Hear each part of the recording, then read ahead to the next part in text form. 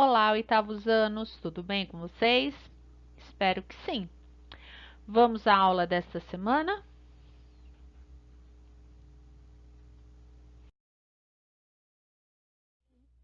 Nessa semana, nós vamos falar sobre os aspectos imateriais em práticas musicais. Como vocês estão vendo, o conteúdo que nós vimos até o momento, a gente fala em sagrado, em imaterial. Imaterial, nós estamos falando desde o início do ano, né? Se bem que na música tem o material e o imaterial, né? Lembra na aula passada? Tinha uma atividade a respeito. O que que é o material na música? Os instrumentos. E o imaterial, a música, né? Os aspectos imateriais em práticas musicais são realizações musicais e criações com sons, originadas de algum modo em anseios ou necessidades humanas, de ir além da realidade material e de ampliar os sentidos e os significados a respeito de acontecimentos da vida, né? Então vamos lá. Hoje nós vamos falar sobre esse aspecto, né? Os sinos, mais um aspecto, ele é material, né? O sino, a cultura dos sinos, né? Muitos lugares tem esses sinos, são tradicionais. O sino, ele é material e o toque do sino é imaterial. Esse daqui é um sino da igreja de Nossa Senhora do Pilar e São João del Rei, em Minas Gerais. Acredito que vocês já viram sinos não desse tipo, igual a esse, mas vocês já devem ter visto. Na nossa igreja, por exemplo, temos o sino, né? Eu nem sei se ele tá funcionando, tá quebrado, mas já ouvi toque de sino. Esse sino é da Igreja Católica de São João del Rei, em Minas Gerais. Nessa cidade, além dos toques para marcar as horas do dia e o horário das missas, os sinos são parte de uma tradição muito antiga. Diferentes de toques são utilizados para indicar diversas situações na vida da comunidade, como festejos ou ritos fúnebres. Então, os sinos, lá em São João del Rei, eles são usados não só para tocar na igreja, mas para indicar alguma coisa que vai acontecer. Atentando-se aos nomes de alguns toques, é possível perceber a variedade de cerimônias religiosas ou de eventos do cotidiano aos quais se associam: toque de finados, toque de treva, toque de parto, ângelos, a Senhora é morta, toque de cinzas, toque de incêndio, toque de Natal, toque chamada de sineiros, toque do Ano Novo. Para executar toques tão diversos, são usados conjunto de 7 sinos de diversos tamanhos, com diferentes combinações rítmicas. Além disso, há maneiras distintas de se golpear os sinos: pancadas, badaladas e repiques. São realizados com o sino parado. Já o dobre é realizado com o sino em movimento. Para momentos festivos, os toques são mais animados, com um andamento mais rápido. Para momentos relacionados à morte, os toques são mais lentos, mais contemplativos. Então, o toque do sino é tipo eles são tipo músicos, né? Os tocadores de sinos. Eles sabem toda a cultura, eles sabem como fazer o toque dos sinos. As pessoas que guardam e transmitem os conhecimentos sobre esses toques e suas técnicas de execução são chamados de sineiros, né? Como eu estava dizendo, os sineiros, eles sabem como trabalhar com os sinos.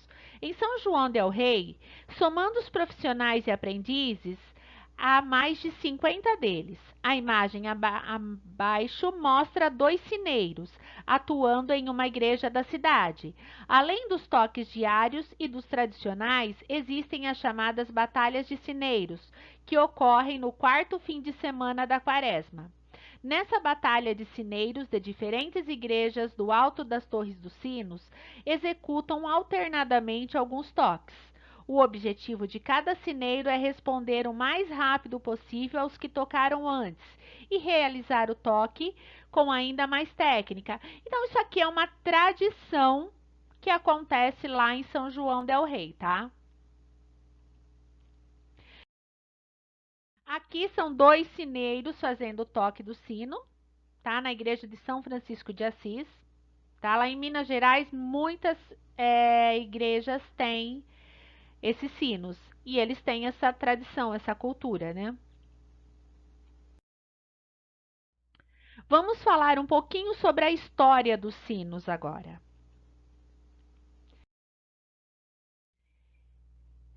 Muito antes da colonização das Américas, os sinos já existiam, tá? Na Europa, eles já eram tocados na igreja, lá no século XVI, há muito tempo atrás.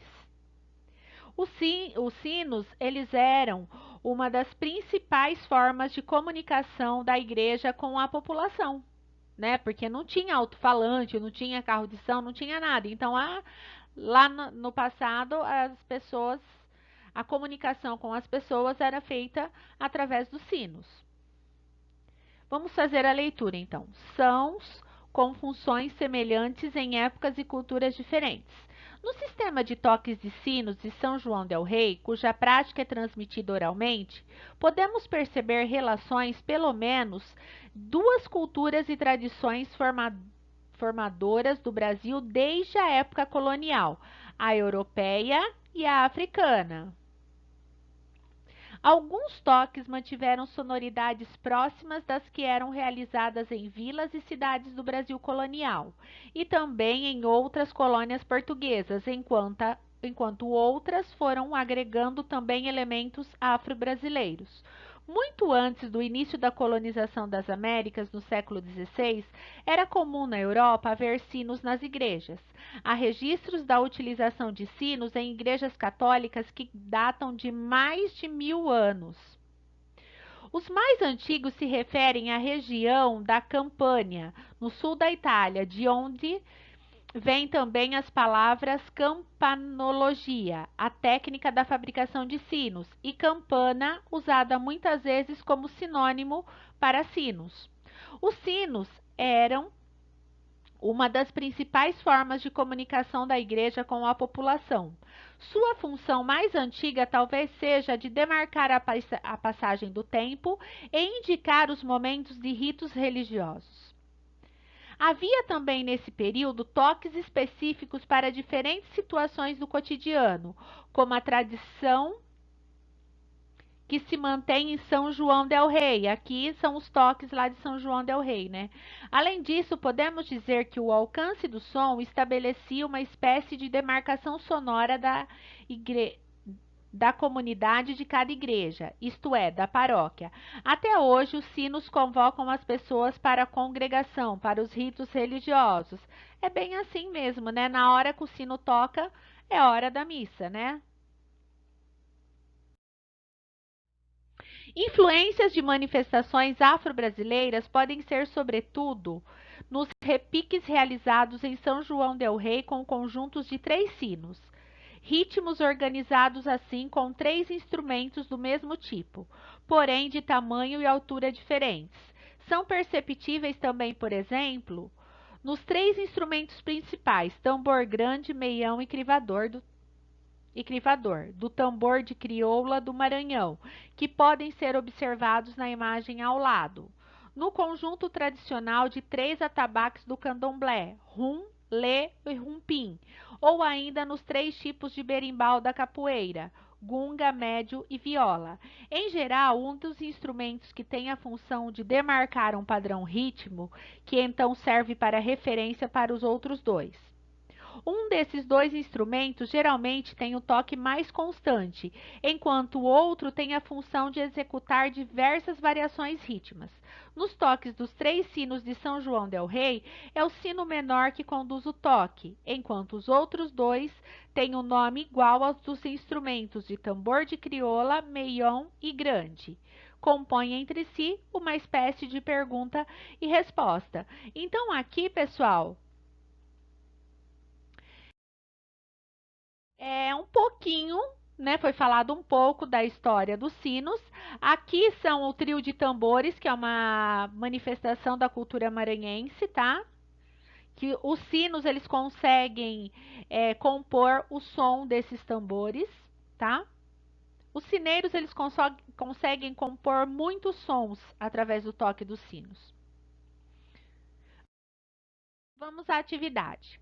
Após a leitura e explicação dos textos, faça um relatório com no mínimo 15 linhas, abordando as ideias principais do texto. Então, não é necessário copiar o texto, tá?